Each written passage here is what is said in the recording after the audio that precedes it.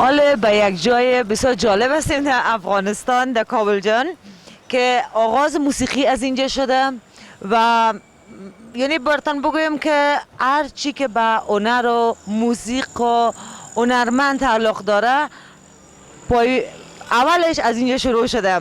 ما هستیم فعلا به سرکی که داخل کوچه خرابات میشیم. واقعا بسیار جالب است. من خودم بسیار زیاد امیال یک قسم وارخط هستم که اولین بار به یک جای میرم و واقعا قابل افتخارم است. بریم ببینیم که در اینجا کیا را میبینیم، با کیا صحبت میکنیم و چی خاطرات ما پس زنده میشه از کوچه خرابات. بریم.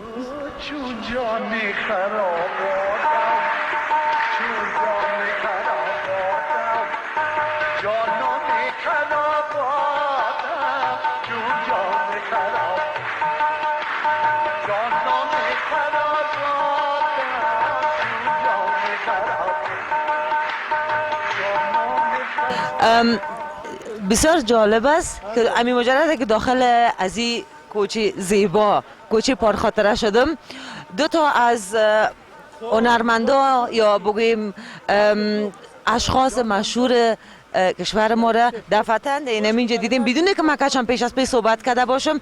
یکی از اینا که واقعا قابل افتخار هستن، پدر از اینا را کلگی ما میشناسیم، پسر استاد شیدا هستن. چطور هستین؟ خوب هستین؟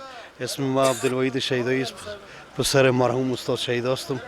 شما در این کوچه هنرمندا بسیار زیاد خوش آمدین. زنده باشین. واقعا من خودم امیال اقدر یک قسم هم احساس خوشی میکنم، هم بسیار خطا شدیم و هم افتخار میکنم.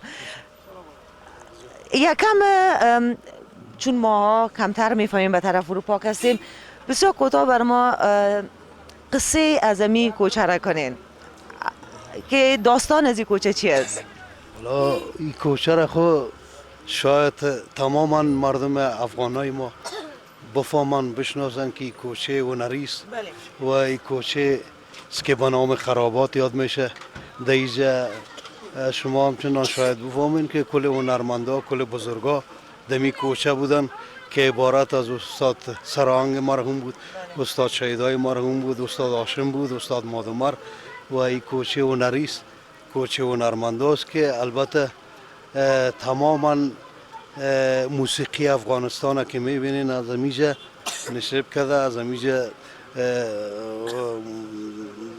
سرچشمه گرفته و تماما هنرمندا از امی کوچه هنر آموختن و این کوچه بزرگاست. بله واقعا شما راست میگین. دوست بسیار خوبم که واقعا دیر بعد امروز میبینمشانه. افتخار ما هستن استاد آصف نازنین که از لندن آمدن اینجا، برادرشان که واقعا دیگر چی که میگفتیم یا بگوییم مرحوم استاد هاشم که ما کلگی ما اقدر برشان احترام داریم. چطور هستین استاد جان؟ شما خوب هستین؟ خوب هستین؟ چی وقت لندن تشریف آوردین اینجا؟ ما تقریبا یک 2 ماه میشه دیگه. خود 2 ماه رفت آمد دارین استاد؟ بله پس 28 جنوری پس میرم لندن. طرف لندن. بخیر. حالا اینجا برای کدام برنامه آمدین؟ والا برای یک پروگرام یک چندین پروگرام بود. استاد گل شما، من از پیش شما کوتاه سوال میکنم، به می هنرمندای ما که فعلا خارج از کشور یا داخل کشور هستن، از نگاه کاریشان امی کلپایی که درست میکنن، موسیقیایی که دارن، به حساب استایل موزیک را که درست میکنن، نظر شما جالب است؟ والا نه هیچ. موسیقی ما مردم، این موسیقی که امروز سر کار است، این موسیقی ما نیست. موسیقی که اصلا از غذای روز مگر این عذاب روز، یا عذاب روز این مردم بسیار تکلیف میده. سلام علیکم. چطور هستین؟ خوب هستین؟ طبیعتتان خوب؟ نام خدا کلگی هم اینجا هستن؟ بله. آها خوب هستین؟ طبیعتتان خوب هستین؟ خوش شدم بسیار زیاد.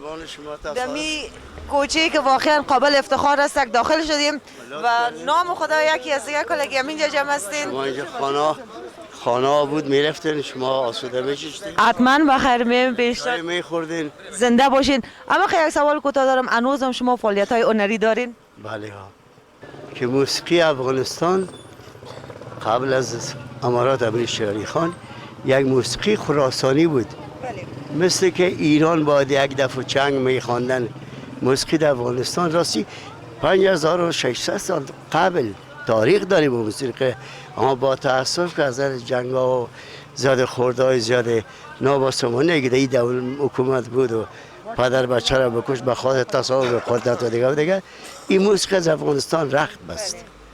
هندوستانی را جز مذهب خود ساخت، شامل مذهب خود کرد و این موسیقی اصلا موسیقی از خود ماست. و باز یک دوره زمان میر علی خان استادای بزرگی که از این رفته بودن عظمت کردن به هندوستان، اونا را دوباره امیر صاحب آورد به افغانستان، قدر کرد، عزت کرد و دربار برشان عزت داد، قدر داد. این خراباتی که شما میبینین یک منطقه بود که ضبط شده خود دولت بود. در اینجا کسی زندگی نمیکرد. وقتی که هنرمنداز هندوستان همراه خود امیر و افغانستان آمدن، باز اینمی جای ضبط شده را خود آل حضرت بره امی هنرمندا که همراهشان آمدن تخصیص داد. خلاصه تاریخ اینمی گذر خرابات است، چونی در رگوری شما موسیقی یعنی نشونما میکنه و سالی که خودم میشناسیم یعنی فعالیت های هنری ماست تا وقتی که از دنیا ریلت. خدا شما را عمر بده، صحت بده. بسیار خوشحال شدم. شکر که جور هستین. بیننده های عزیز، یعنی I can just say wow. نام خدا کلگی امینجا هستن و کسان هستن که امینجا به دنیا آمدن و هنوز هم امینجا هستن و بدون از اینا واقعا موسیقی افغانستان هیچ چیزی نیست و هیچ وقت هم چیزی نمی باشه. بریم ببینیم که دیگه کی کسا رو میبینیم.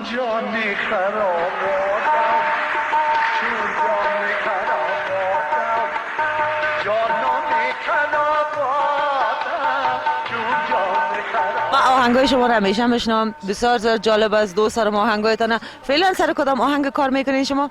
ما بخیر یک آهنگ جدید که او هم یک قطغنی است بخیر برای ما عمل ماندیم بخیر که برای آهنگ بهاری است هم قطغنی سبک قطغنی بخیر قریب از طریق پرده خاط صبری ان شاء الله. کدام آهنگ دارین شما که خودتان بسیار دوست داشته باشین؟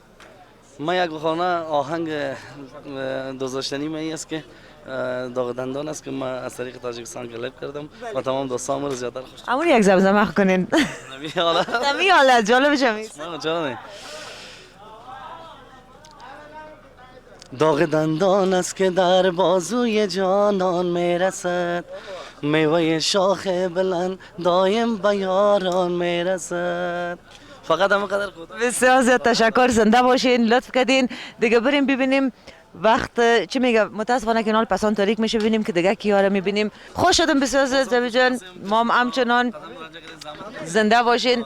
افتخار است واقعا برای من، جای افتخار است که امروز اینجا آمدیم. از شما هم بسیار زیاد تشکر جان. اوه باشین که یک استگام اینجا آمده. دل آقا جان سرور. سلام علیکم. سلام. چطور هستین؟ شما اینجا چی میکنین دل آقا جان؟ خوش باشین. چطور کنه جای پایگاه از بزرگا است. دل آقا جان که هیچ مجبور نیستین که معرفی کنیم. فکر کنم که مثل دیگه هنرمندا کلیگی میشناسن. واقعا یک آوازخوان بسیار بسیار خوب، موفق. واقعا افتخار هستین شما هم دل آقا جان. کار دارین اینجا امروز؟ فقط صرف دیدن دوستا آمدم.